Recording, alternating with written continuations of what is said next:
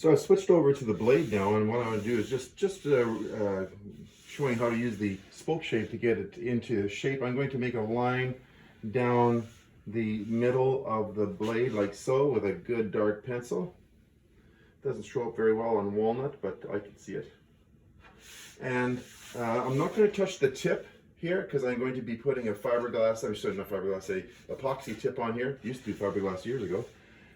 And what I'm going to do is I'm going to chamfer this down so that I have a nice, even, balanced blade all the way down. Here it's going to be cut this way, and over here, probably from here down, it's going to be more flat in nature.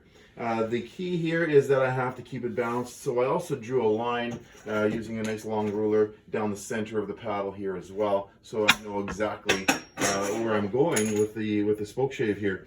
Now some people will use a block plane, or they'll use a nice big smooth plane to do this section of the work, but I find that this little spoke shave is the most effective tool and probably the most fun to use as well. When it's good and sharp, when the spoke shave is good and sharp, you should be able to just peel off nice pieces like that. Very satisfying to peel them off like that. Now, I'm going to just continue doing that. And that noise that it makes is so satisfying, but don't get into spoke shave-itis.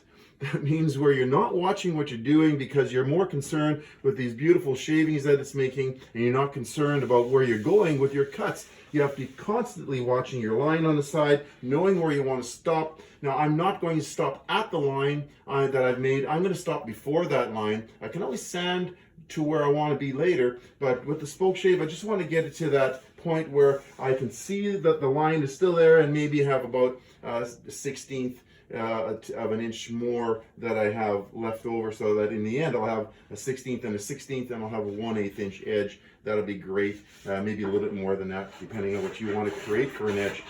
So basically another thing is I have to make sure that the spoke shave is not cutting blunt like that. Blunt, I'm sorry, I was off the camera there. Blunt like this. You want to make sure it's on an angle like that, so when you pull it through, it's going to cut really nice and you get that beautiful shaving coming off there. Look at that. Love it. Just love, look at this dual tone there. You got the walnut and the ash going through there. Just love it. The glue I use, by the way, is Titebond 3, and it's waterproof. And I've been using it for quite a few years now. I used to use Resorcil and epoxy, which are a lot more dangerous to use, but now I use the Titebond 3, which is waterproof and does a great job. So now I will be peeling this down and getting it down to the shape that I want on both sides. I'm not going to show you the whole job right now because that's just a lot of boring shaving, although it is very satisfying for me, probably not so much satisfying for you to watch me. At any rate, tune in for the next step of the procedures of making a paddle.